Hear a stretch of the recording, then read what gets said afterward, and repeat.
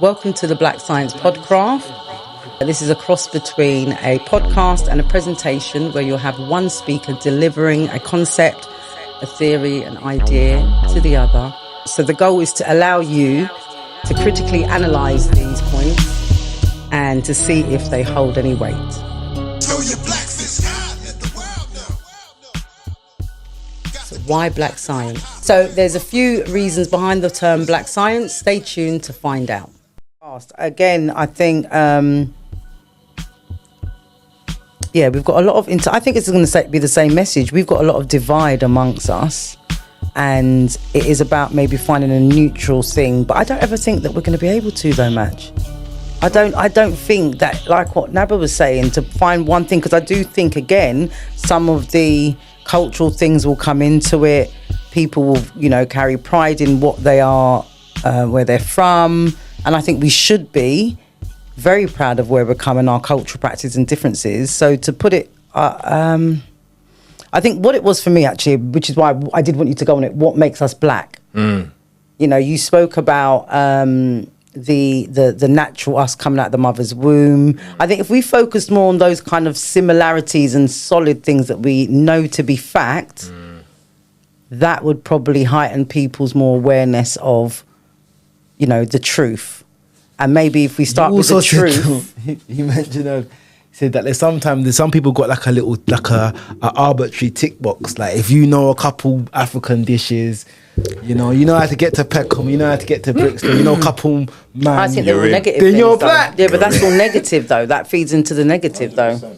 So I'm trying to think of like what you were saying, the positive stuff that we could pull together on rather than the negative. And I definitely agree. But I think if we're gonna unify under a term like black, it means accepting all of it means. No, not that negative stuff. No, but I actually think there's an aspect of accepting your own darkness that's important. True. So I think although it's important to celebrate some of the cultural excellences or the cultural norms that we'd like to be cultural norms, I think it's also important, if we're going to unify under a term that's not an old term, we have to also accept the negative connotations, the stereotypes, the issues that we've had with ourselves. Okay. Regarding the topic, regarding the term. I think that's unavoidable. The problem we have is that we only attach it to negative things. Negative, that's what I was saying. So it's now everything that we agree on. The only stuff we agree on is the negatives. How about that?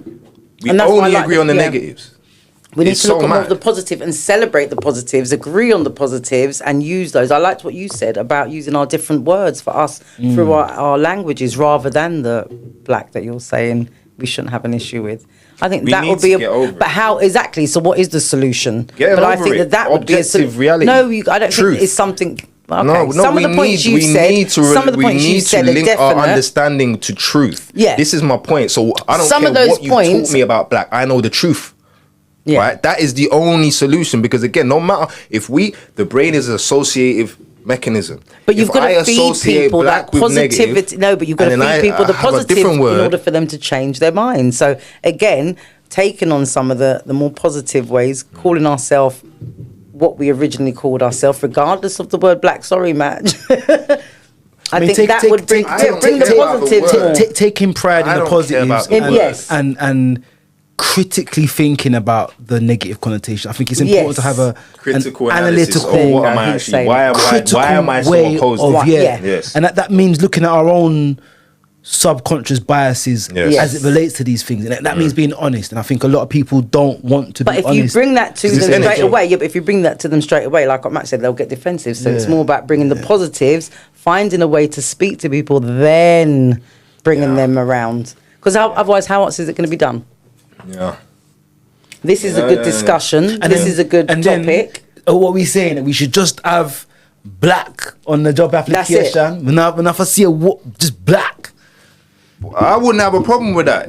I don't have a problem with that. Like I say, because I have a certain understanding. Yeah. And this is my thing. So maybe you're saying that that's what it should be. It should just be one. We shouldn't give a toss about it. The only reason we give a toss is because we've accepted a certain... That'll be more straightforward. I think we're the only group of people. Open box. Tell me who you are. In it, I'd put other. I'd probably put other. To be fair, I was gonna say I think we're the only group of people that actually needs something like that universal. No, but if you look at white, it's you got white, they have Caucasian, European, Irish. I was saying need. I was saying need. I was saying we're the only group that actually need a title like that. That was my argument. But even that, I kind of disagree because from external purposes, there's a benefit of having the term white. They have black, white, Asian. On the white, low denomination. On the black, low denomination. And the Asian, there's the Southeast Asians. There's all different ones now. Yeah. They've really. And it's only going to get wider. No, but Asian is not like white and black. So the point I'm making about this title. Yeah, but Asian can be Indian and it can be Oriental. But it's not like white and black. Asian is a geographical term. So white and black are different. Then there's specific reasons for white. Like I said, they picked that term to unify them at a particular time, and we picked the term black to unify. And I'm saying there's a benefit for having it. I was going to say black are the only ones that need a unifying term. Because we actually need to be unified. White, I was going to say that. White, they don't need a term. They don't need it. They don't need it because they just behave that way anyway. They need European. But I'm saying externally, they did need it. They don't anymore. They did it again. It's a technique used to unify at a particular time where we need to bring people together because they're not together. They was warring people. They was warring tribes. They needed to recognize, no, we are not different. We need to be somehow grouped, even though we're going to fight amongst ourselves, we're still going to fight amongst ourselves, but we need to recognize there's still us and them. So let's call ourselves white. That's what they did. That's literally how the term white began to be used. That's why they call it United Kingdom. That's literally European Union. That's true. But when the term white, they started to use it in the way they use it now, that was why they used it. It wasn't like, don't get me wrong, first they started using it because it referred to rich white women. Because they stayed in house, and it was literally a term for white women. It wasn't for everyone else, and you wasn't really respected for a white man to be that pale, right? Because that means you don't get around. You're not on the job, right? But then again, literally, they took the term as a group to unify them as a group because they wanted to be unified. But now they're already unified, so they don't actually need a term. It doesn't benefit them. So now they can call themselves. They do it now. What they do now, they classify themselves as American. They classify themselves as French. They classify themselves as Italian. But they function as a group. Yeah, so that's true. They don't need the term. That is true. They don't need the term. It's a technique used for people that need the term. Do you get what I'm trying to say? But I still feel like we need a term, though. No, I'm saying we do. Yeah, we do. I'm saying we do. I do agree. We are the only one. My point is, we are the only ones that need a term. Yeah. Our problem is that we don't like the term. I don't care what. I hear what you're saying, but we have a problem with blackness itself. Whatever word you use it, and I'm saying that's an internalized reality. And I can just quote, colorism is there wherever we are. I think that's what he's sticking to. No, because it's a fact. You know, we all have already agreed. Colorism is wherever we are. So we have a problem with darkness and blackness. We do. Whatever word you want to use, you can say that, we like this word and not that word. Doesn't change the fact the thing that the word is describing, we have a problem with. It'd be interesting for other people to get involved in this conversation, in particular about that part, because what do we call ourselves going forward then? How do we unify? Because we do need something to unify. You just said that's what they done. Again, the problem isn't a new title for me. The problem is the way we view the current title. And that is the problem I'm pointing at. And we're always going to all view it differently, I think. Yeah, and that's what I mean. All black people don't unify under that. We're always going to view it. So that's what I'm saying. Because some of us have a problem with it. Yeah, but even then, even if we do. Because we're such diverse peoples anyway. That's right. I think we unite under movements. We might unite under specific goals. I don't think we unite under a term. I don't. Yeah, but again, you use a term because you're trying to do a movement. It's a technique used to unify because unification is required for a specific reason. And people right across the continent. No, it's not about a change of name. Right across the African, we've got African unions. It would have to be a change. Whole heap of different African unions. Yeah. That call themselves African unions because we can't, because Nigerian, Congolese, we don't use the terms, we use African. So the motherland is problematic because that doesn't unify black people specifically. Why can't we just say African? Why can't we just say as a Pan-African? It does unify you specifically. Yeah, why exactly? Pan-African, but that's not African Union. Under African everything comes underneath it. No, but African, he's talking about certain organizations. These are two different points now. He's talking about certain organizations. African unions, right? So that's African Union. That doesn't signify black people, right? That doesn't signify black people. So there's a problem. And again, as we saw the video, the African term is not even ours, right? And then I think it cuts out Africans or black there's a reason people in for the Caribbean. Africans on the It continent. cuts out black people in South America. It cuts out now. No. This isn't going around in circles. This is a fresh point. Again, you're saying why these term is different and that term is different, and we need a new term. These are all different points. No, I think black does something that all of those things don't do. That's the point I'm making. Unifies us. Right. So African unions don't do that, right? Even African doesn't do that because people want to say that I'm Caribbean or I'm South American or I'm Black American. So even African doesn't work. Or even black, I could be right. But black does. Yeah, but that see. Anytime I hear people say that we can't use the word term African because people want to use the term or the nation that they went to after they've been in Africa. Just be African, I think that shows a level of ignorance, and I think the ignorance requires education, because I think African is a term that's more realistic. I think we should just be globally African. We can use. Yeah. Jamaican Caribbeans can use it. Yeah. Africans. That's why we use the word diaspora. Yeah. That's African. why we use the word diaspora. Yeah. Pan African. Why aren't we just called African? But again, because it's a national term. So there are plenty of people that do not want to be called African. They want to be called, whether it's Jamaican, whether it's Bayesian, whether it's Colombian, whether it's South American or American. It happens all the time. We know this is a thing, right? The problem with these national titles is that they're national titles, so you cling to that geography. Even though you went up there and you went up there, we're all from here. That's what people do. Right, so I'm saying, fine, cling to your title. That's fine. You can do that, but no matter where you are, you're still black. Right? This is so simple. Don't overlook how important and how pivotal that is. And again, historically, we knew that thousands of years ago. We did the same thing. Even within Africa, we understood that. Right? You know what? The easiest thing to do right now. They just identify ourselves as black, because that means all of us are in. And all of us are in. I agree with that point. I agree with that point. But I agree with that point, but only because they use their own language. That's not the point, bruv. It's not. Because how about this? That wasn't the language of everyone that joined. That wasn't the language that everyone that joined. That was a whole bunch of African people from all over the place. And look what look at the word you said. African. No, because that's just because we all understand what I mean by that. That's the only reason I'm saying that, because we have a language. Something that we need. Like the point of this debate. But that's just going away from this point. Before we shift, because you understand what I just said. Because there was 42. Let's say, for example, there was 42 tribes that became together under Nama and decided to use the word Kem. It was called Karsetti. It was many names before exactly. So they did none of them. That wasn't all their language. African man, one African tribe, who was the dominant, they used the name that they decided. Right. Now, I would argue again for an African term. That's fine. But the point I'm making, that's fine. That's fine. The point I'm making is I agree, but I think we need an African term. Yeah, we need an African term. That's what I'm going to say. That's fine and I think you're right. Even then, there will be, whether it's black, because people got negative connotations about black. Whether it's African, people are, but I'm not from Africa. I was born in yard. There's always going to be that. But we still would. But that's a different issue, though. Those are two different issues. One is it's coming from a naysayer who don't want to be labelled or grouped into one box. And there's always going to be some of us who don't want to be put into one box. That's what you're saying. Because of a term. So for that reason, I don't think we can unify under one term. No, I hear you. But I like to think we can use African. Unrealistic. I like to think we could use term black because it makes sense.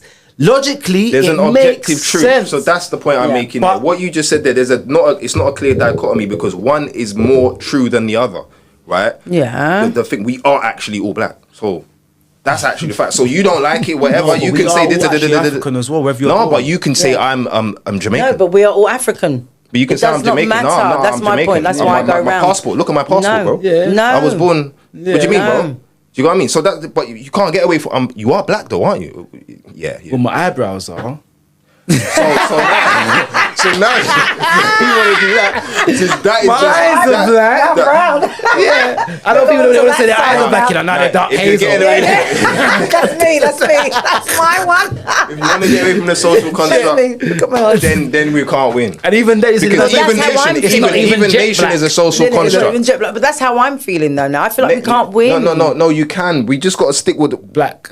Even nation is a social construct. Even nation is a social construct. We agree. So if you're gonna get away from a social construct, because now the fact that this isn't that. So we should just be comfortable. The height of social construct. It doesn't describe anything. we should just be comfortable with calling ourselves black. No, it does. It literally describes me, what I am, the blackness of my skin. And he gave reasons for that. God gave me that. And look, go on. And that's what it talks about. He says, what makes us black? You didn't. We haven't even got there. Yeah. But God gave me that. Remember, if me, Ugandan, if I was actually in my country of birth and stayed there, I would be so much darker. Yeah. I'd be so much darker, and in certain lights, I would look black. Yeah. In certain lights. Yeah, but the point is, I would actually look black. Yeah. That's the point I'm making. So that is a thing that comes with me being alive. Nothing I can choose about that. That's the point I'm making. So that is more truer than anything else. A nation is an invention of some group of people. That is a pure social construct. The reason why a nation, Brazil was only Brazil because someone agreed and everyone agreed it's Brazil. It wasn't Brazil the other day, and it might not be Brazil tomorrow, but it's Brazil today. Because when you say, but my blackness is just how I came here. When you say black, you're actually saying African, because actually, that's right. That's no, but our brown skin is shared by many other ethnic groups that we wouldn't determine as black. So what makes their brown skin and my brown skin different? They've got straighter black hair than me. Do you understand? So my point is, African is Latin. Yeah, I mean African is a Latin term. So before African, there was black people, and they was probably describing themselves as black. So you say to that? It's. You see it? I'm not arguing against one or the other. I'm saying to you, whatever side you lean on, African or black, there are going to be pockets of people who don't want to identify with the term because of either the negative connotations or the national background, the national pride, or their patriotism. Adjudicator, you should be keeping us on track. No, but that's all the time. You're right. Let me check. I agree what he's saying though. I'm like that, and I am saying. I'm going to try to run this now. Keep going, keep going, keep going, keep going, keep going, keep going, keep going, keep going. I gotta keep going. I gotta keep going. I gotta keep going. I gotta keep going. I gotta keep going. I gotta keep going. Tamarind ting, good for magnesium, good for fiber, cherry nice, very good for blood circulation, recovery, root tonic, blood circulation, iron. Power bitters, start your morning and your day with it. Clean your gut.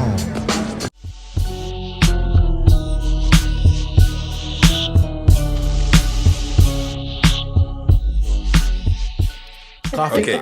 In real objective terms, what is black? Yeah? Black is not a color. Now, depending on who's talking, you might hear that the definition of black is the absence of light. Yeah, that's what it says in the dictionary. That's what it says, the absence of light. But I would argue that's not a scientific definition. To define a thing as the absence of another thing is not to define a thing at all, right? If you're just saying a thing is an absence of another thing, that's not, you've not really defined the thing. You've just said there's not another thing isn't there. You've not described what the thing that you're talking about is, right? So that's not really a scientific definition at all. Now, I would argue black is that which absorbs all light, right? Now, both are true in terms of what a definition is, because again, you can look in the dictionary and see it's the absence of light. But I would argue that one is more true than the other. Obviously, what I think is more absence true. or the all, yeah. Yeah, one is the absence of light, and one is the absorption of all, that which absorbs all light, right? In physics, a black body is an idealized physical body that absorbs all incident electromagnetic radiation. So it just absorbs all light. That is what physics describes a black body as, right? It's not what it defines it as black. It says a thing that is considered a black body, it's not a real thing, but if something could absorb everything, they'd call it a black body, right? Because that's what black is. That which is black. The definition was, black is not a term, it's not a color, right? It's not. And I would argue, to make my point, right, consider the night sky, right, on a cloudless night, apart from the stars and other things, moons, planets and whatnot, you would say that space is black, right? But if it was black in the other definition, the absence of all light, that wouldn't make sense, because even though you're looking at space and it's black, there's light passing through that space. That's how you can see the stars, and there's light flying all around there. Yeah. So when you're looking at a black spot in the sky, you might see that there's no light there, but that doesn't mean there's no light there. So in your visible spectrum of light, It's not on your visible spectrum, right? So there's light there, but it's not hitting something. It's not hitting something that's reflecting back into your eyes. So even though you're looking at a black piece of space, there's light there. So there's no absence of light. So this is how I can kind of suggest the point I'm making. It isn't an accurate definition to say black is the absence of light, because light can be in a space where you can't. Because the truth about light is invisible. Light is only visible when it's reflected or refracted. So pure light in itself, visible light, like you're saying, is when light is reflected off of something or refracted. Right now, between me and you, there's a whole bunch of lights, and even when you close your eyes now, it's dark there, but you can still see the lights. That's kind of different to what I'm saying. Okay, sorry.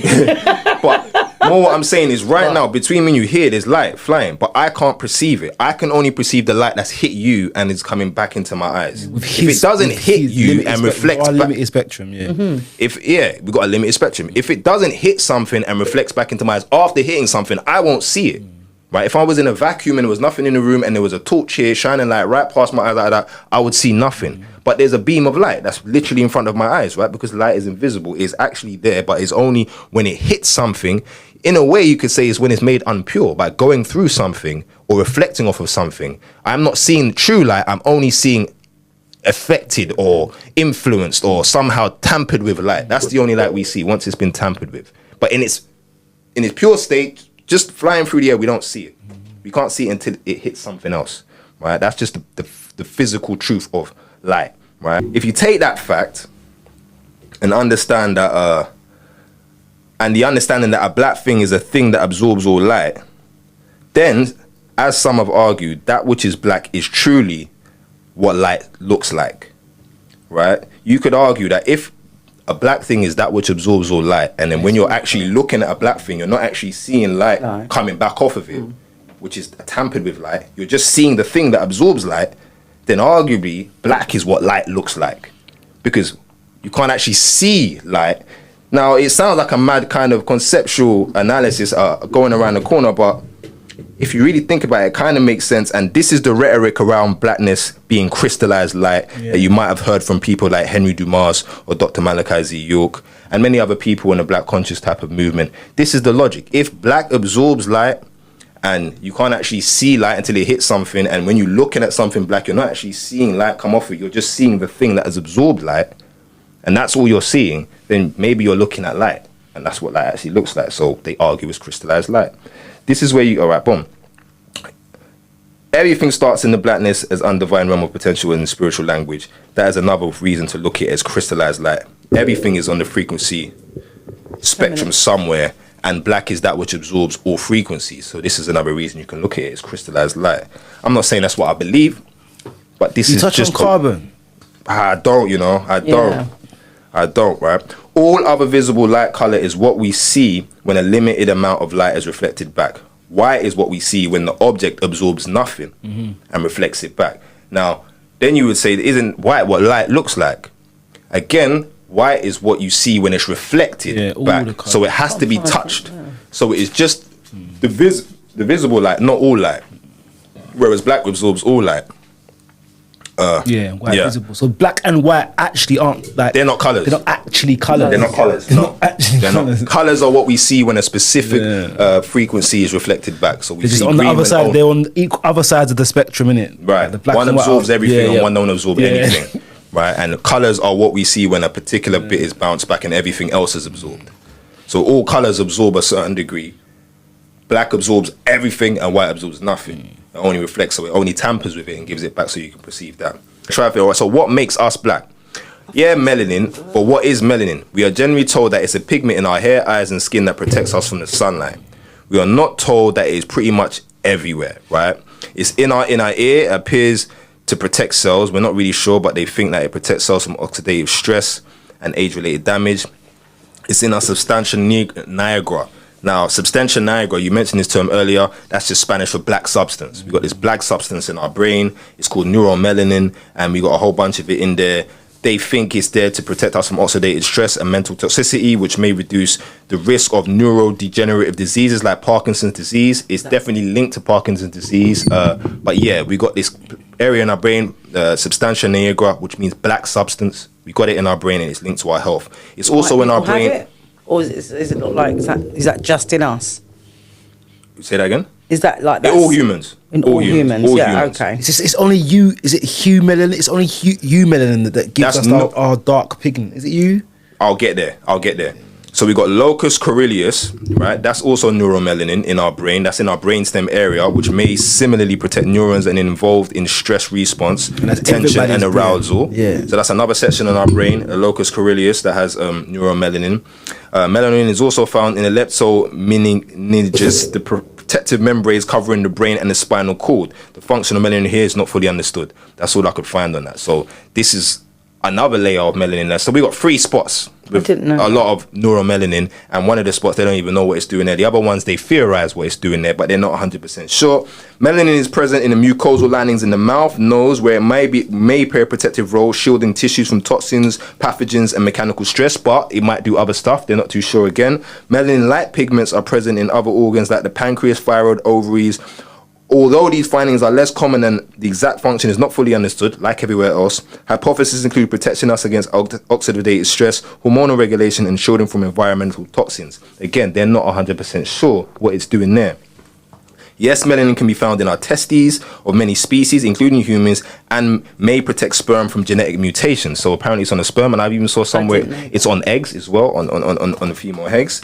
Humans make neuromelanin in less amounts than humans make the most neuromelanin, and in lesser amounts some other non-human primates make some, but here the kicker, there's no neuromelanin in lesser animals. So humans are special. We make the most of this stuff. Some primates make a little bit of this stuff, but basically all other animals don't make none of this stuff. So arguably neuromelanin is somehow linked to us being very human, right? Neuromelanin is black or dark brown. Immunomelanin is black or dark brown. That's the stuff that we have. That's the immunomelanin. That's the stuff black people have. And phenomelanin is more red or yellow. That's the one that's more in Asian people and white people, right? The red and yellow, the phenomelanin. Importantly, several studies have shown that the amount of melanin deposited in the external body surface is correlated with the amount of melanin located inside the body. Now, I didn't go through all the other places it's in your organs. It's all over the place in your body. I always thought it was just the skin. Right? No. It's all over the place. So it helps with our eyes. It helps with so many different things, right? And they don't even know what it does, right? How about that? The key point I just made there, hear that one again, right? The amount of melanin inside us is correlated to the amount of melanin on our skin, right? That's what they've said, right? Melanin protects us from this. All right, here's my thing, right? If melanin protects us from the sun, then how comes a dark-skinned person gets darker in the sunlight if they don't need more protection? I mentioned this to you before. This is just my little question to any scientist that watches this. I would like you to answer. Me, I'm a dark-skinned person, and in my country, there's people that are not as dark as me, right? And they've been there their whole life, right? They're equally as protected from skin cancer, right? So if the only purpose of having it in my skin is to protect us from skin cancer, why has my evolutionary process led me to get darker under the sun? I don't need to be darker to protect me from the sun, right? There are lighter people than me that are just as protected from the sun and are more likely to get cancer than me, right? You know what I've realised though, when I've gone to a yard at times as a youth, I'll get darker to a certain point, then I might peel. Yeah. That's sunburning. But what I'm saying is that darkness is only for like the first maybe week or something. Then it will level out. I won't remain that dark. Yeah. It's almost like my melanin is climatizing to more photon rays than I get over here. I'm with you. So I don't stay dark. No, I'm with you. I just get that for like maybe the first week, and then I slowly lighten back up. But certain parts of my body. Do you get what the point I'm making though? Because what I'm pointing at is that the why would I need to get darker? Why is my body, my biology developed the ability to? I'm with you. Why has my body developed the ability to get darker if it's the only purpose of having the melanin to protect me from the sun? I don't need more protection. Oh, you talking about already protected. The different shades, or you specific? Because I was me comparison to other people that are not as dark as me. Because again, the argument is that we have it to protect us from the sun. We've evolved this ability to protect us from the sun. But if I only need so much to protect us from the sun, then why do I have more than is needed to protect me from the sun? Evolution, biology is very efficient. The body won't evolve this ability to create all this pigment for no reason. It takes effort and energy to create all this pigment. But here we have an example that I'm creating well excess in the need for the task it says it's for. They say it's for to protect me. They're not that dark. This is my point. They're not that dark. So that's my point. So then to argue that it's only there to protect us is an oversimplification of its purpose. That's my theory, right? If I don't need to be darker to protect me, then it's not there for protection. Right, and then this links to why the different shades. Let me try. Why the different shades of black when actually and I didn't even realize it was in a different position. That one is not as simple. I want to talk about that at another point as well. But if right, so now if we compare it to chlorophyll, which is a very similar pigment. Chlorophyll is the green stuff in the plants that the plants use to eat sunlight. They used to make sunlight out of food. Right, melanin is very similar. Right. This is a quote, right? Our findings of intrinsic property of melanin to transform light energy into chemical energy by means of water dissociation, like chlorophyll in plants. So that is how chlorophyll uses light to get energy. It can use light energy to break the water molecule in two, and in that releasing some energy. Is the darker the green, the more efficient the photosynthesis? I doubt it. It's just in a certain amount of chlorophyll allows it to happen. It's a process.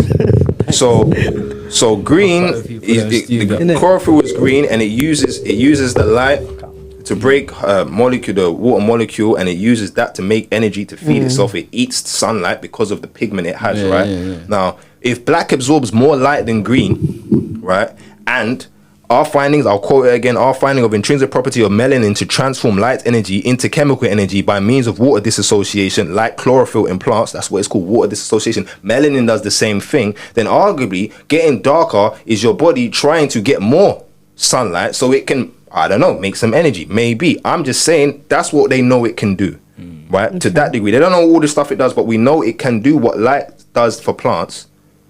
So why else would we get darker? If the closer you are to black, the more light you absorb, arguably the more energy you can create from that. I'm going to quote all of this. This is all from a source, right? Black people have the most significant expansion of melanin content with sun exposure, which correlates with the pigmentation of the skin. What makes melanin stand out from the comparison to its siblings is that its crystalline structure, which has the potential to transfer electric charges fluently. So the melanin in black people is different. It has a crystalline structure. It allows it to be a better conductor of electricity. This could open doors to advanced technology and research, setting up melanin to have greater humanitarian roots rather than to divide humans into racial groups that are ranked by false superiority. Right? Experiments have shown that melanin can conduct electricity sometimes with virtually no resistance. That's just another way of saying it's a superconductor. So the darker you are, the better conductor you are. So you'll be right in making that assumption. Melanin specifically is a superconductor. That's what it's called. Yeah. Melanin must undergo special conditions to exhibit these characteristics, and once in the proper state, conductive melanin has groundbreaking applications in biotechnology, computing, and sustainability. Coupled with the exciting outlook of melanin's impact on human quality of life are serious precautions to consider. Previous studies regarding melanin's presence in the human body have broadly been used to bolster racist systems whose consequently still affect millions. However, there exists a future where history does not repeat itself, and the future melanin could find itself at the center of technological innovation. That's just a source that I found online about the different realities and truths about melanin. Okay, so melanin, 2024, the price of melanin is £580 a gram, meaning the average value of an adult black person's melanin would be about £42.5 million. Wow. Right? Crazy. Remember, £580 a gram. Right now, gold is £70 a gram. So when they say melanin is worth more than gold, it's not a little bit. It's a stupid amount more than gold. Real pound of flesh, that's what they're selling. Biological purpose of melanin is not clear, but here is an interesting point raised on melanin by Francis Cress Welsing. Let me just say this. What is very interesting is in the study of biology, biologists who have studied evolution, one of the very interesting things that they say is that the more functional skin pigment cells in the animal kingdom, the higher you are on the scale of phylogenetic ascension.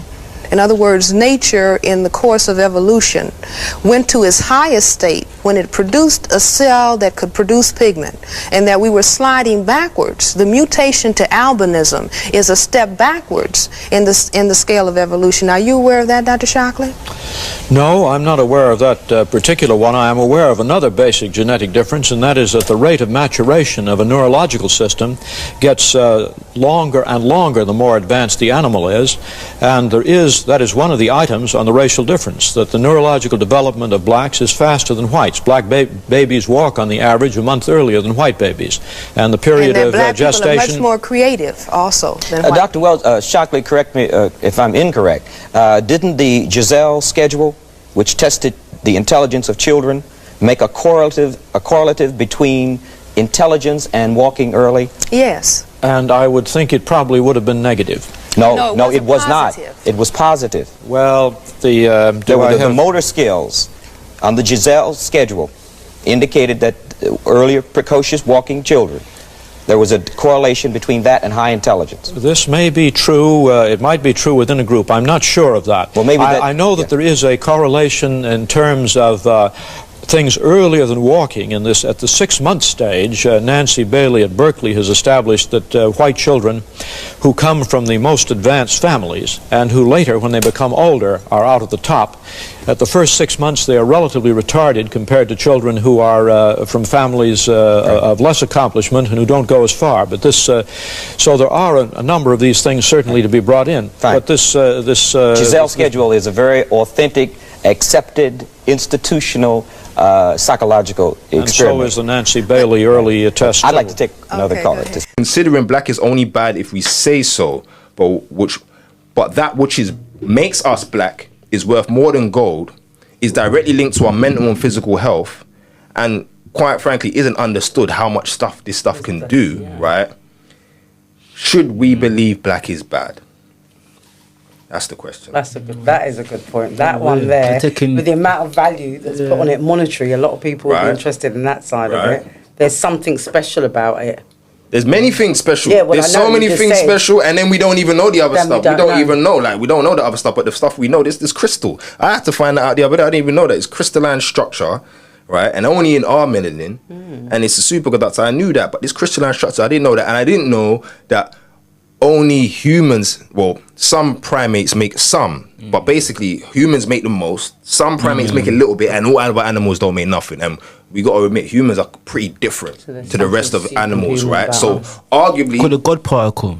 Arguably, we can use that term, but arguably there's something significant about having a lot of neuromelanin, and then how much melanin we got outside is correlated to how much melanin we got inside. Which is what I've learned today, which I didn't know that. I had to research that myself. Oh, right. Because I think if they did a really good study, I think that's probably the one part of our structure that probably doesn't come terrestrial. I don't know, bruv. Melanin is in all animals, though. Don't get me wrong. In animal kingdom, is the most used. But I'm saying this specific type of melanin that forms not just as a superconductor, but it kind of amplifies every other aspect of all the other cells. Maybe, like I say, maybe it makes us absorb light and turn it into a chemical energy. Maybe a lot of things.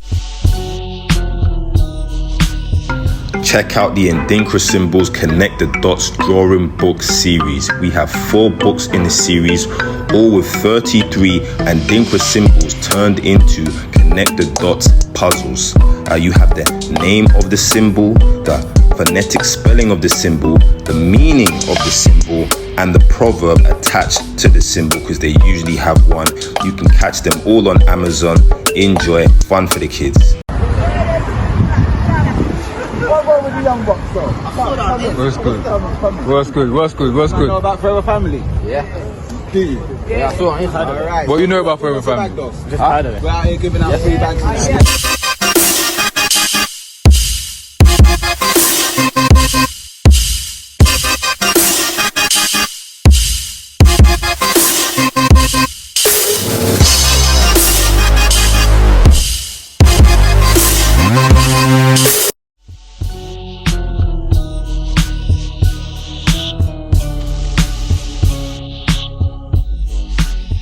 But I found this really interesting, and as I said, I always say all the time, I learn a lot, and that part about the melanin and the inside of it, I didn't have a clue about.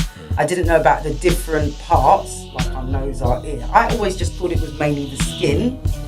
So the reflectiveness, which I did bring up earlier on about the light and the black, and then now you're talking about the melanin within us and animals. Yeah, it was quite in depth, and I think that it'll be good subject for people to understand about why we should call ourselves black, I think actually works in favour more for that, to be fair. Giving a bit more descriptions about the insides, the internal.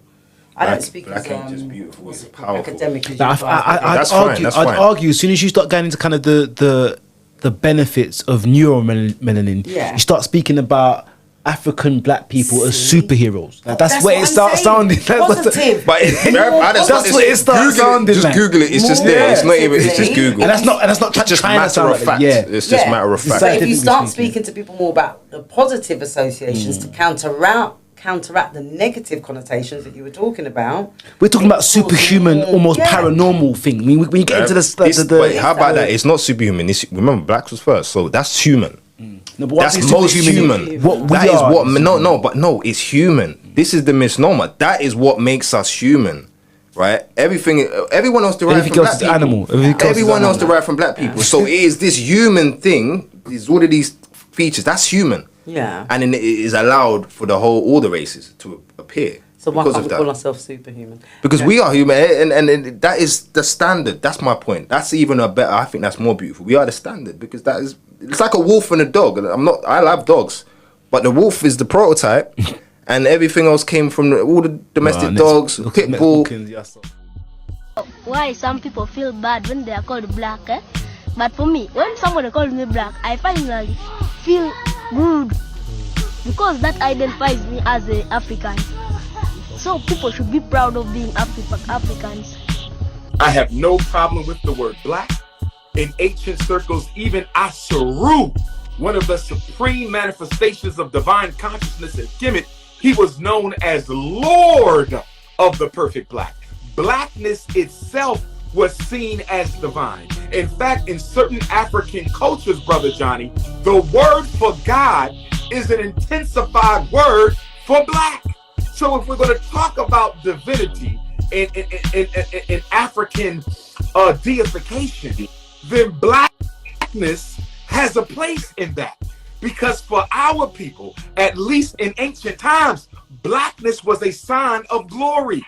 So today's episode was about Matchfit presenting what black science means, also what and how we think about what the colour black means, the negative connotations that are associated with it, why we should actually call ourselves black, what's the positives in calling ourselves black. But we've also looked at some of the things that could possibly work against us calling ourselves black. And I think it'll be a really interesting discussion for you to get involved with, the public, the audience, and leave your comments below, send some DMs. I think there's been a lot that's been discussed within this that we have to obviously delve more into as well. So please do like, subscribe, and share, and follow the presenters as well. So with next one, we'll have a bit more delving into what we'll be delving into on the next one. Sappho, my maroon journey. That's the next episode of Black Science. And so like, subscribe, and share, and look forward to the next one with you both as well. Oh shit. Black Science. Black Science. I think it's just really good to see the engagement on the comments. Someone mentioned something that we didn't mention in the thing. Hold on, which one is it? Using the term black in court means you're non-existent. Spend some time reading the Black Law Dictionary as well as studying. I just think obviously there's so many ways to interpret the usage of the word, that everyone has their kind of own triggers for what they don't necessarily want to associate themselves with, or kind of a counter narrative of how they view black, which is interesting. Yeah, there's always a counter narrative. I had a back and forth with someone on a post just the other day about this whole nonsense, about this kind of, I think of it as nonsense. The counter narratives, like, so this term, so this is what the comment you're talking about. Using the term black in court means you're non-existent. The brother believes it is rubbish. He means me. I'm saying he means me, that I believe that it's rubbish to not like the term black in the court, right? So he means me. I would suggest he spends more time reading the Black Law Dictionary as well as studying the origin of language etymology. It will open your eyes and mind as to why white is not responded to in a negative way, whilst black is. Understanding the origin, roots of a language will put this discussion into perspective. So, essentially, on the one thing he's saying, he's trying to go to the black law to the law dictionary, and he's trying to say, in legal terms, black means a dead person. I think that's the definition he's talking about. I should have looked it up, but I've heard this argument before. In this law dictionary, black refers to somebody dead, somebody non-existent, something like that, right? So, for that reason, it's a negative term. That point, first of all, takes the whole point that was made about the term being black being used in the court of law out of context. Yeah, he takes it out of context. We're speaking about as a self-identifier as opposed to kind of any a legal terminology. And the point being made wasn't about whether it means you're dead or alive. It was like he feels that you're discriminated against more if you identify as black than if you identify as African. So that's not, his argument isn't dealing with that concept that having a title black means you're going to be discriminated against, like in a derogatory way, not in a legal way. I'm not talking about the law. This is the point I'm making. So he's kind of taking it out of context. And then the second point he's making is, if you look at the etymology of the word in the English, actually, we went over that in the episode about the negative connotations associated with black in English. In Old English, black wasn't even negative. We established that. But we do understand there are negative connotations attached to it in the English language. I even referenced I referenced a Malcolm X movie, right, where the dictionary definitions were used and it was associated with negative. So that was kind of addressed, is how I feel. This brother hasn't noticed that was kind of addressed. The point doesn't change that if you're talking about black and you're saying it's negative, there is only negative via connotations. According to even his statement, it is negative according to the way this language has decided it's negative, which is the point I'm making. Even if he's 100% right and this language has decided to link it with negativity, that's just one language, that's just one culture. It doesn't matter. It's just how. I mean, I think ultimately it's out of context, but I think like in, I guess, looking at all the angles and looking at all of the different ways, it's not a kind of one of the comments that stood out to me, because I think it was something that we did touch on bits of the comment, but in terms of kind of the usage of the term black in legal terms, that's changed over the centuries, and I think that's also an interesting discussion. And I don't think he mentioned it in with that sentiment in mind, but I think it is an interesting discussion to see how in the English language, like through maritime law and through legal documentation, the term black has been used. That's an interesting discussion, and that's what it kind of made me think about or consider. So one thing I did notice, I saw it on a few different platforms, and it never occurred to me until I saw it being stated by a few different sisters that they liked the fact a black man was bringing up colorism. And that had never occurred to me. I never noticed that black men don't talk about colorism, because I kind of follow a lot of Pan-African types. So the black men that I see speaking on this topic talk about it. Yeah, that was one of the first comments, and I did think to myself, what is colorism a space where it's generally our sisters that speak about it? I didn't see that. So you're like me, but it's only in hindsight I recognize where that's coming from. In my view, obviously, it's that the way it works now, right, in this Western world, the black male is seen as desirable, so they don't really feel colorism in the same way the black woman feels it, because it's the light or the white skin female that is seen as the object of desire, isn't it? That's the narrative. So that's my logic, because I was just like you. I never thought of it like that. But I see like 3 different people who said it. So I was like, okay, so it's definitely a thing that it seems like black men don't bring up colorism, but we're some of the most colorist people, so I think that is a strange truth. If it's true, that, I mean, it must be, because the women then must know that they must be talking. I remember when, what's her name? The sister, what's her name? Mills? ZZ Mills. ZZ Mills, yeah. She was big on colorism at first. I remember, like, and when I think about it, there's no ZZ Mills equivalent in the UK in terms of talking on that topic. Can you think of a black UK don that's really talks about colorism at any point? Like I said, I could think of ZZ Mills. When I heard that, I could think, you know what, it's true, you know, ZZ Mills was one time. I can't think of nobody, I can think of her quite clearly. I've seen both George the Poet and Akala speak to it, but I think maybe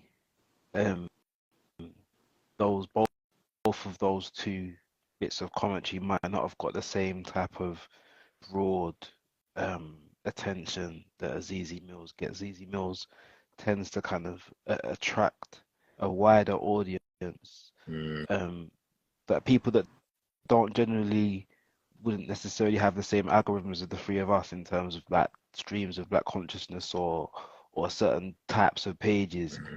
ZZ Mills, when she touches on a conscious subject, it may well to the broader audience look like it's only her or people in that specific like field, that kind of influencer field that speaks about it. But I've seen, I'm sure I've seen like Mandem podcasts where man will speak about colorism. They might not necessarily always label it or title it in the thing or it be a key feature, but I've definitely seen it discussed by people that we wouldn't necessarily consider to be woke or conscious. So even if it's just about the type of gal that people are attracted to, I think colorism does feed into a lot of things, but maybe it's just not labeled or named like that. I agree. You know what as well, even that Van Banter guy, I used a clip from Van Banter, right, when he's going around asking people what kind of gal they like and whatnot. Yeah, what kind of girls are you into? No dark skins. I don't really fuck with black girls. Not too dark. Not them black girls like Sharkeishas. Black things, I can't really run that way still. I think he, on a subconscious, not even necessarily subconscious level, he was trying to speak on it in the best way he could figure out. Like what you're saying, a lot of man do talk on like it in some type of way, but not in the way maybe as easy did. Do you get what I mean? But they do talk on it. You're right. When I think about it now, I've seen other pods where, you know, man talk about being cooked when they was younger, getting cooked for being dark. It was peak being dark at a certain time period. Now they bant it out. Do you get it? Because a man don't really care about his appearance in that way. Do you get what I'm trying to say in that sense where, you know what I mean? But that's how man talk about it, basically. But then you got to look, we don't talk about it with no seriousness. You say George the Poet and Akala, and I ain't caught them talking about it, but I will know them two would talk about it with seriousness. So I would just assume when they did talk about it, they're gonna, because I can kind of imagine the kind of narratives they would talk about. They would talk about it with seriousness. But what you're saying is too, man do touch on it. But what I will say is when man do touch on it, we don't talk about it seriously. I think what the ladies that did comment on it was kind of suggesting is that man was talking about it with a bit of seriousness. Like it's not a banter thing. Let's actually talk about this actual reality. And I think that's what they liked. And I even, a couple man messaged me and said, yeah, bro, it's a serious topic. I like how man are talking about it properly, because we weren't trying to be funny about it, because it's a real thing. It's not banter. It's not even about the school situation or how when we're young. It's a real thing within our communities, and it is something that, you know, it's global with us. So it isn't like a UK thing, it isn't a US thing, it's just everywhere we are. So it's mad to not address it, right? No, it's important. Definitely important. It's about controlling the narratives. You understand me? We have been difficult days ahead, and some of the old optimism was a little superficial, and now it must be tempered with a solid realism. And I think what they say ain't what it is. That's why we all control the narrative. I said, what they say ain't what it is. That's why we gotta control the narrative. You understand me? It's about controlling the narratives. You understand me? Symbolism Bootcamp is a program we've created for 8 kids, secondary school kids preferably. And basically we teach strength and conditioning, we teach boxing, fundamentals, meditation, which includes breath work and mindfulness, and nutrition. We just teach them some things that we had to learn in later life, and it would have been nice if someone had told us a bit earlier. Now, it's a community funded program, raise money to run this and pay for this. We give them a whole bunch of kit. They all get some gloves, they all get wraps, they all get a medicine ball, exercise mat, skipping rope, and they all get a resistance band. They even get some more stuff from sponsors that have supported this boot. And it's all done in Brixton Street Gym, the original sponsor. Yeah, if anybody's interested, please get in contact, pypbootcamp@gmail.com if you want to try and get involved in the next one, because we're going to keep running this, try and keep it a system program. On that note, I'll read out a comment that somebody wrote. I can't remember what platform this was, but they said, colorism is a thing everywhere, sadly, even outside of our community. Darker skinned people definitely get the worst treatment by our own and outside, especially in the US. Didn't really remember it that much as a youth in the UK, but maybe that Western American influence rubbed off in the past few decades. But even then, Asians do it to each other, Indians do it to each other, whites do it when it comes to ginger/redheads. Yeah, it's true. And sadly, it also happens within Africa. Now, this is the thing I wanted to talk about, and she puts in brackets, or he, be that from Western influence or just nature of humanity. So, where does colorism really come from? We spoke about that briefly, didn't we? We spoke about the different types of socially it could come from in one of our episodes. Like it's a modern. I would argue that colorism, as well as like I don't know, like critical race theory, like these things are kind of modern social constructs. I think before maybe the 11th or 12th century, I'm not sure we had the same sort of attachment to the negative and positive connotations that we see in modern times. I think it's a modern phenomenon. I think it's become polarized for us because we've had issues globally with oppression as darker skinned peoples, and I think we do see it more prevalently in the last couple of 100 years. But I think for me, it's a modern issue that we've all internalized. No, I hear it. All right. So the caste system in India, that's not modern. No, but it is though, isn't it? The caste system in India, it's almost as old as what they call the Hindu religion. It's more of a culture, right? It's the culture of the Indus Valley. But ever since I've heard it be debated, but ever since the Aryan people or whatever people invaded them, they've had a caste system. Colorism exists in Asia, bro. In the Chinese or the Oriental culture. Yeah, no. When I said it's a modern concept, I didn't mean it's a modern Western or modern European concept. I think it's a modern global concept. But the Indians have had it since before the 12th century, bro. Look, the caste system. The AI said the caste system in India is at least 3,000 years old. Exactly, 3,000. It's one of the oldest social hierarchies that still exist. Mm-hmm.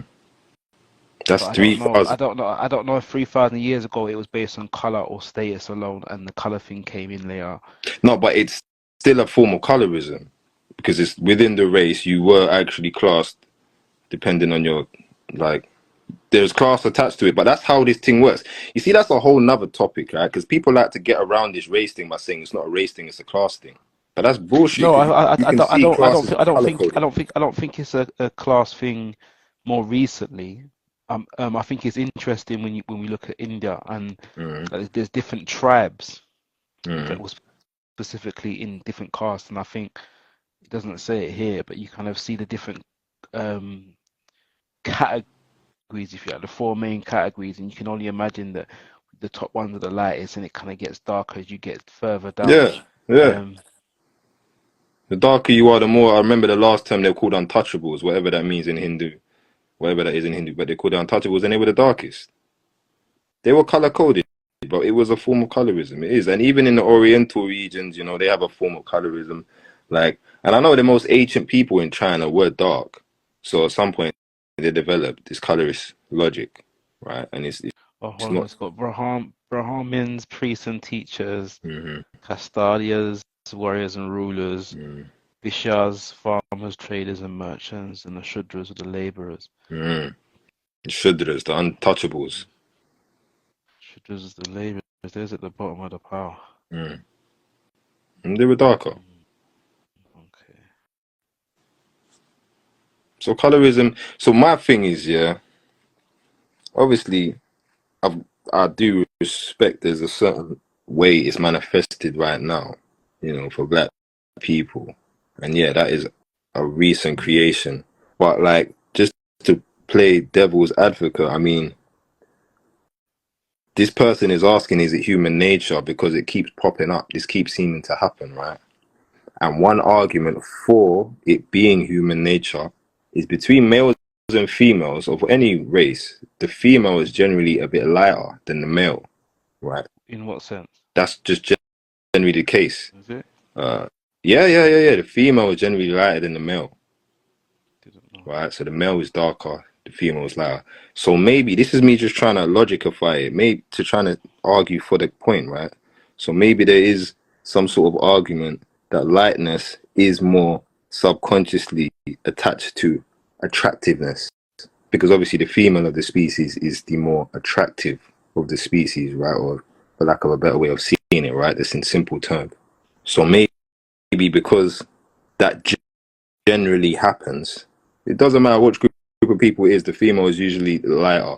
Like, do you get what I'm saying? They just, and I don't know the biology behind it, but that's generally what happens. This is me trying to argue for it's a natural thing, trying to see what arguments are there for it being a natural thing. I don't think it's a natural thing. It's definitely a social construct. There's no way colorism isn't a social construct. It is what a culture determines as valid is what the culture will believe is valid, and that's constructed by beliefs and traditions and ideas. But I'm trying to see if there is a natural route for this stuff. I think the natural for me, the natural route would be that if we take, if I don't take race out of it completely, but in terms of how I would say it probably starts is when we start to kind of have, we stop being pastoral, we start building societies, and we build these rules, and those rules create a poverty and wealth gap. So my point is that I think it starts out with a class thing. So with the same way they've described the caste system in India, having the top caste was actually supposedly the teachers, the professors, and then it got kind of down the kind of professional before it got to kind of the laborers. At some point, I'm assuming with migrations into these civilizations of darker skinned people, they would always start at the bottom, and then potentially that caste system became visually you can see what people look like. My point is I don't know if it began as a race. The origin, I don't know if the origins of it would be race. I think the origin would have been, we've got these societies, we've got these cultures, or we've got these civilizations, we've got these urban collections of dense populated people, we've got rules, and then with these kind of the economy of whatever the civilization's working with, there's going to be a class system that develops. And I think successive migrations will mean that potentially the darker people that come in will start at the bottom, and then potentially it'd be difficult for them to have any, I don't know, social mobility, for example. I hear what you're trying to do. In practical terms, what happened in this valley is it was a conquering thing. Because I had this discussion with somebody else. It's a power thing when it's actually developed. I was trying to rationalize this person's comment because they're trying to say maybe it's nature. I'm trying to say, all right, let's give that some credence. What biological function could lead to us naturally being more somehow impressed by lighter skin? And I'm trying to say the only conclusion I can come up with is that females are generally lighter than males. The darker skin is more linked to strength. and the female skin is, and the lighter skin is more linked to femininity. This is my argument: femininity and prettiness, softness. You know, babies are lighter as well. Do you know what I mean? And you might get darker as you grow up. But when you're a baby, do you know what I mean? It's like softer.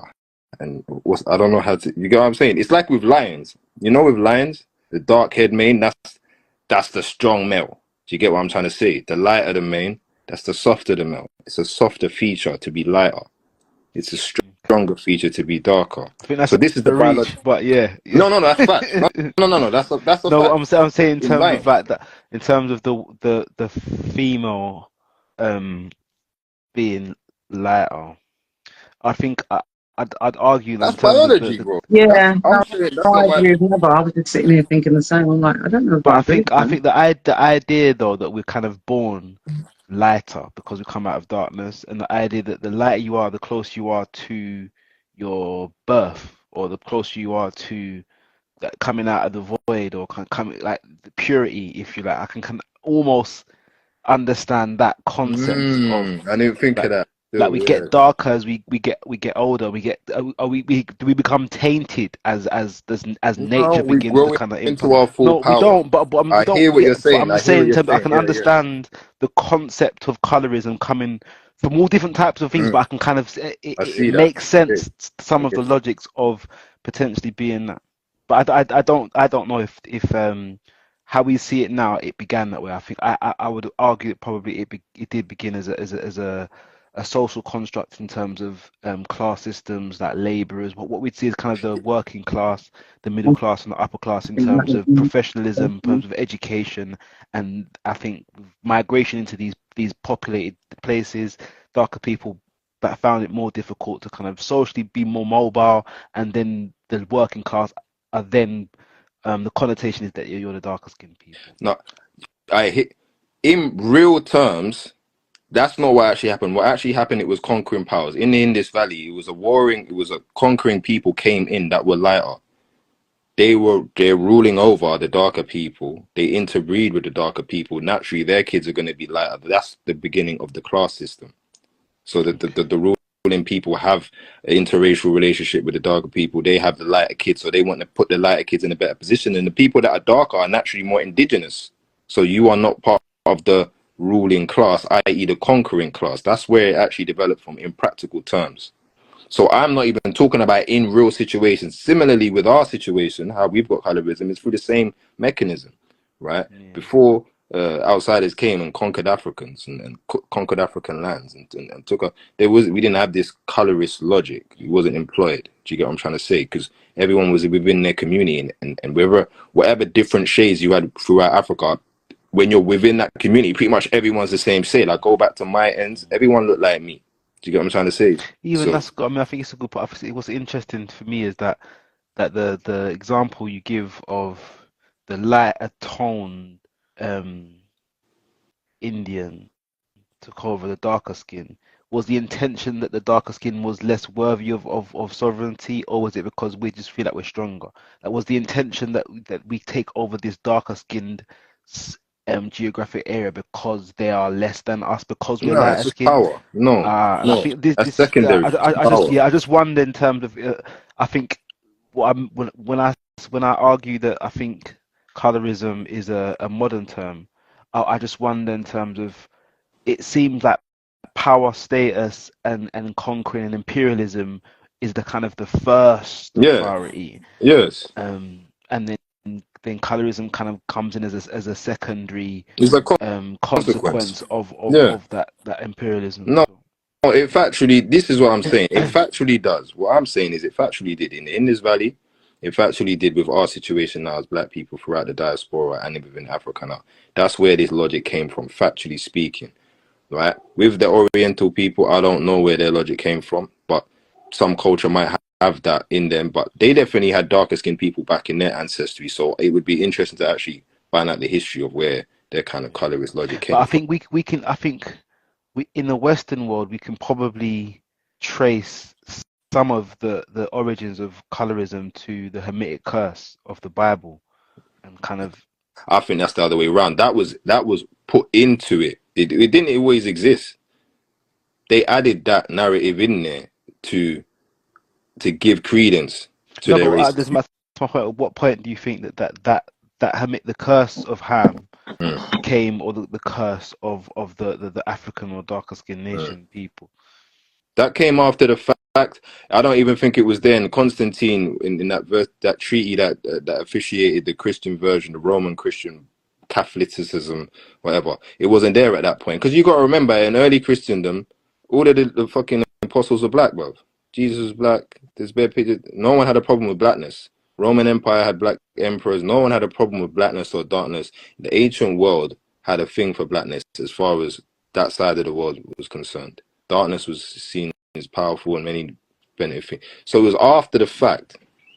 It was after the fact that this logic was employed. This curse of Ham and having the dark skin as being a curse. That's a new thing in the Abraham thing. And I'm saying that was. So I'm saying I think that's the mod. This is the modern forms of colorism that I'm speaking about. Like when we see it coming out of being preached out of biblical texts from like the 12th, 13th century, that we start seeing, and we may well see it before, but I think I would argue that in the Western world, in terms of what colonialism was, there was a strong justification of Ham and the barbarians of the East being justified for the slave trade. Yeah. So yeah, you're right. That is the modern version. Yeah, that is the modern version. But I was just saying that was put in there to support it. It already existed. Then they started using the biblical argument. They invented the biblical argument to support this logic. Yeah, is what I'm getting at. They invented that. It wasn't there in the Bible before, and then it was. Well, no, the Hamitic curse was there. It's just that how in this narrative. In this narrative, I mean, in this the specific differentiation narrative. of the different houses of Israel being linked to different racial groups. Yes, exactly. That's quite modern. That's what I'm getting at. So because remember, you posed it as if maybe it came from that. Yeah. Maybe it came from the Abrahamic faiths having that, and I'm saying no. That interpretation of it is new. That is a modern thing. So obviously, for that interpretation to have been imposed, the view must have existed before the interpretation existed. Yeah. So the view was given, and then they superimposed that interpretation into biblical text. It wasn't there before, right? So, like I was saying, like in the West, it is definitely a social construct, and even in the Indus Valley, it was a social construct that came. It was via power. It was those in power were the lighter ones. They were conquering, they were imperialist, and then they had to impose their will on the indigenous people who were darker. And in colorism, it's just a simple manifestation of that power dynamic between the oppressor and the oppressed. It's just going to manifest. It's unavoidable, right? I was simply trying to establish, because the person in this comment mentioned, is it just human nature? Because some people try and argue that there is just, because it's so prevalent throughout the world in different cultures, maybe that's just what the way we are, right? And they're trying to, and I didn't want to just slap that argument down and just say that's dumb, right? Maybe I think ultimately there's an aspect of prejudice that is in human nature, and I think there's also an inclination to protect self, or protect your tribe, whatever your tribe is, however you self-identify that tribe, not necessarily color, but there is and I think prejudices come out of that. Prejudices come out of lack of understanding. So that part is human nature. I think the beginnings of the prejudice that leads to colorism is definitely human nature, because prejudice is a part of our frailties or our vulnerabilities as humans. I do agree with that, but I wouldn't go as far as to say that colorism, as we see it now, is human nature, because I think you can trace it back. It is quite modern in terms of the different layers of it are quite modern. You can trace aspects of colorism through imperial action, or just kind of before colonialism, imperialist action, right the way through the world. Away from kind of just Europeans and blacks, you'll see it in kind of Ming dynasties, the Eastern dynasties. You'll see it throughout the modern world. That imperialism leads to strong prejudices being hereditary and tribalism is can be. No, I agree. So I made the same argument to a brother. I was arguing it. He's there trying to basically say racism isn't something that you blame an individual group for. It's human nature. He's trying to make this argument. It's just human nature. You know, we have this in-group. What you're basically saying, all mammals have this in-group logic. Yeah. All mammals have this in-group logic, so that if they're outside of the group, they don't treat them as equals as if they are inside of the group. So this is, and this is how I broke it down to him, bruv. You see what, yeah? Humans, and all mammals, but humans, for example, have a violent streak. We have an innate ability to fight, right? Whether it's for self-defense, whether it's for offense, whether it's to hunt, we all have a violent streak, and we will, you know, babies will hit another baby or hit you even, like your own baby will hit you, right? We have a violent streak, right? But to have kung fu is not natural, right? Somebody has to teach. First, someone has to learn kung fu, figure out all the ways it functions, and then has to teach it to other people for other people to learn kung fu, and then it becomes a culture, and then it becomes a tradition and a system and a certain way that it's done and a certain way it's enacted. Just because we have the innate ability to be violent, we're not just naturally going to develop kung fu. And it's similarly, just because we have this in-group psychology inbuilt into us as mammals, we're not naturally just going to have a systematic discrimination system called racism. That's not a natural development. This is something the people at the top, it's a top-down thing. People created it. There's dates and times when the terms and names are made, and the way you're going to manifest this discrimination is going to be decided. Like, we're going to do this and this to impose this situation and benefit these people, and this benefit those people, and you know, things have to be implemented. There's nothing natural about it. It has to be done, and then it has to be maintained. It has to be maintained. People have to keep it up. You know, it's not just going to keep going itself. I think what's interesting when we say what's human nature, I think what's natural for me in 2025 was not natural for my great grandmother. It was very unnatural. So I think what's human nature really depends on the perspective. So we can look back and say that the things that we've done in the past are more natural than now, but I'm not sure. But I'm not sure. Like, even kind of define like what human nature is. I think, yeah, again, prejudice is human nature. Colorism and to be racist, and these things aren't necessarily natural. It is human nature to be imperialist. It is in human nature to be colonial. I disagree. But I'm saying that there's a logical argument for the darker aspects of human nature, however urbanized or whatever's led to the decision or the culture being that way. Rome had a death culture, had a celebration. So I think there's arguments for both sides. And my point is, what we define now as human nature, I think it changes with perspective and with history. Whoever's just defining it is obviously going to define it one way and define it, but human nature is just human nature. It doesn't change. What is in human nature is to follow the community, right? We're communal creatures. So to say that, then racism, colorism would be natural because people, but it's natural because it's taught. So what I'm saying is that's why it's not natural. That's nurture. Nature and nurture, that's the difference. If it had to be taught, then it's not natural. Why I was saying it's not natural is because literally what you said, it had to be taught. Anything taught isn't natural. Yeah, if it had to be taught. If it had to be taught for me to think that this person is that status, then obviously it's not natural, because if nobody taught me that, I'm not going to think of this person as that status. What I'm saying is human nature is communal. Human nature naturally are communal. We understand, right, that we need other people. That is our best survival strategy. That's what makes us so successful. But when we first start seeing people having close geographic conflicts over resources, the beginnings of what we'd call imperialism are a scarcity of resource or a famine. I would disagree. I disagree. Is imperialism is a certain logic that was employed by it's a certain logic. It's a logic that if it's not everyone that does that. Not everyone done it. My point is that you get a famine in one area and you get the militant aspect of that specific people group invading the other for resources. What I'm saying is that this can be seen as the beginnings of what became colonialism, what became imperialism. I'm saying is that hunger drove a certain mentality that became,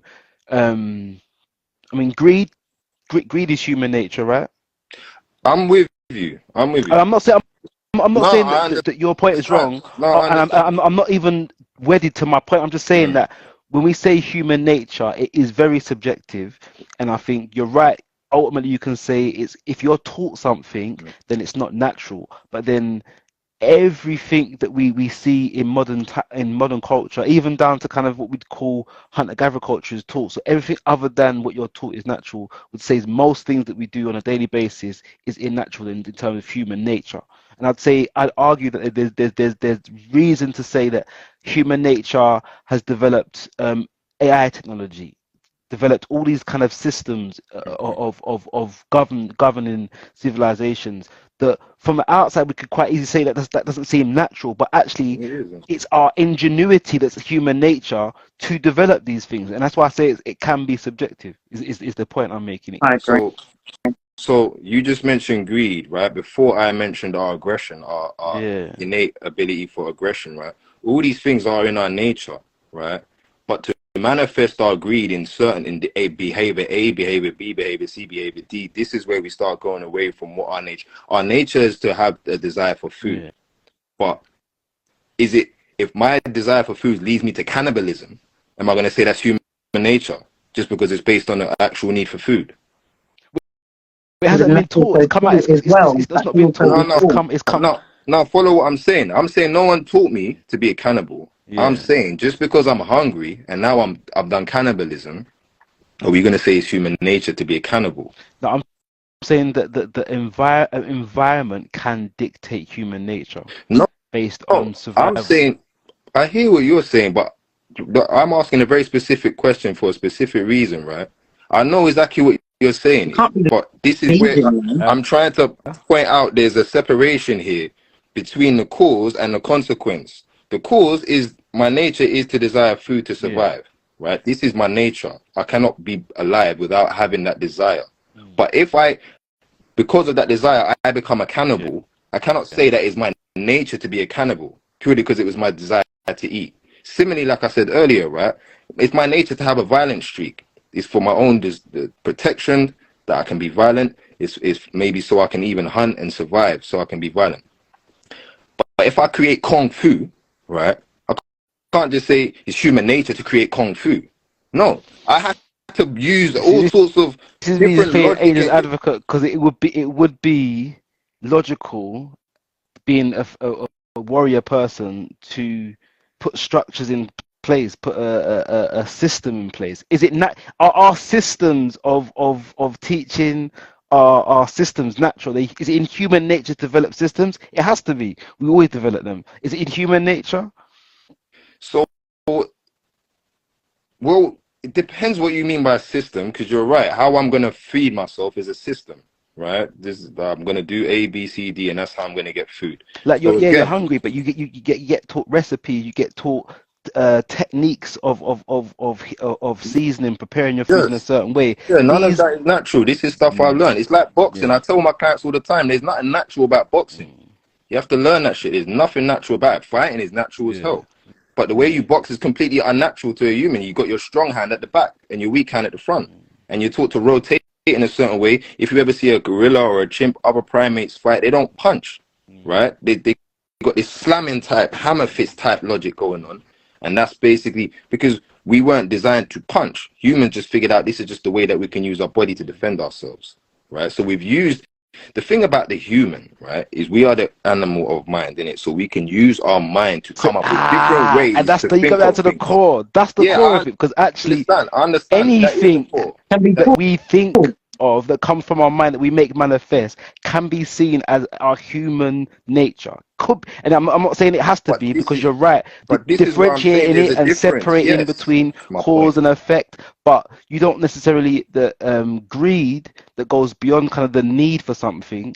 Is also, we said it's in human nature to have greed. So if it's in human nature to have greed, it's in human nature to take what's not yours.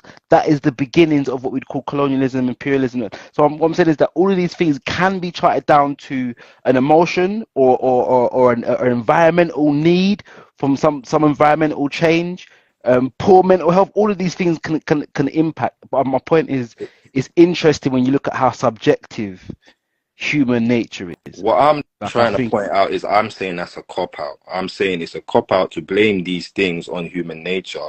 It is. I don't think it's some humans. It is some humans' idea of how to deal with the situation. Like I say, if that human was hungry and he decided to be a cannibal, I'm not going to blame human nature for that.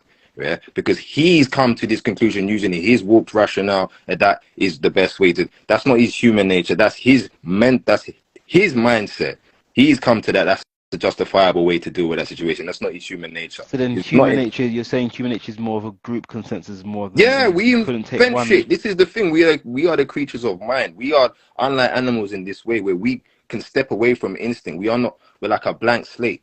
We can create, and this is where evil comes from. We want to get into this whole spiritual logic, right? This is where the whole concept of evil comes from, and this is why we don't really think animals can do evil things, even when they do fucked up things, but we think humans can, because we understand an animal literally is just going on instinct, where a human thought this shit up off his own whim, right? He might have some. At the root of anything a human does is our nature.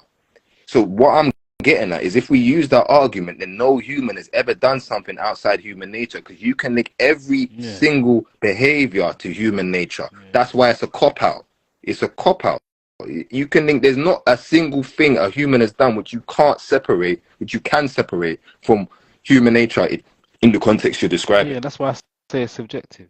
I don't think it's a cop-out. I don't think it's subjective. I think some things are quite clearly a creation of man. Boxing is a creation of man. Agree to disagree on that one. Is there another comment, please? No, but in terms of colorism, because I think the point, like, to round it, to conclude it, colorism, I wouldn't say is human nature. I think prejudice is human nature. But I think it is very interesting when we just kind of use the blanket term human nature to describe anything, because it can be one thing and it can be all things. And when people say it's very interesting or use it, I say it's a cop-out. And that's why I wanted to talk about that, because I don't like it. Could it just be the nature of humanity? People use that as a cop-out. It's just a cop-out for the reality that humans have just come up with something evil, and we want to just say, it's just the way we are, man. There's nothing you can do about it.